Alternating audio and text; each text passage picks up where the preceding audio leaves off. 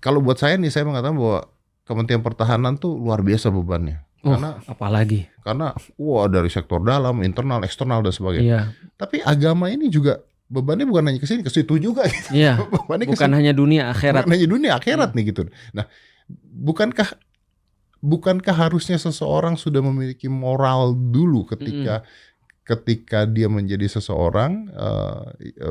Saya agak sulit. I understand, saya mumbling ngomongnya nih. Menjadi seorang apapun itu yang memiliki kuasa, lalu gini deh pertanyaan saya, apakah agama itu boleh diperjualbelikan apa tidak? Quotes on quotes. Paham nggak Ustadz maksudnya? Paham banget. Aku ngasih satu analogi supaya nanti pertanyaan Om Deddy jadi lebih clear. Suatu waktu aku diminta sama bapakku untuk ngisi karyawannya. Jadi perintahnya sederhana, Lik, ini anak-anak ini gimana caranya biar punya integritas, dia bisa jujur. Karena kadang-kadang kalau misalnya papi percayain sesuatu pada mereka, asetnya nggak dijaga atau asetnya digunakan untuk yang lain. Misalnya dipercayakan mobil, tiba-tiba dia jadi nge-Grab misalnya atau Gojek misalnya gitu. Ini gimana Lik caranya Lik biar mereka kayak gitu. Aku bilang sama bapak gini, Pi, coba jadi gini Pi.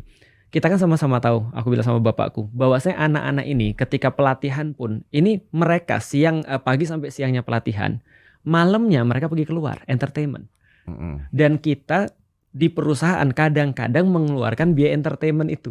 Untuk mereka nge-entertain orang untuk dapat satu job lah misalnya. Atau dapat satu deal lah misalnya.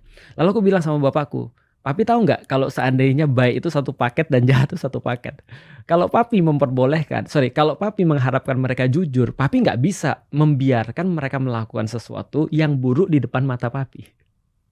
Nah, dari kemudian hal seperti itu kita jadi tahu bahwasanya jabatan itu ketika misalnya digunakan untuk sesuatu termasuk dalam Menteri Agama, itu satu paket sebenarnya.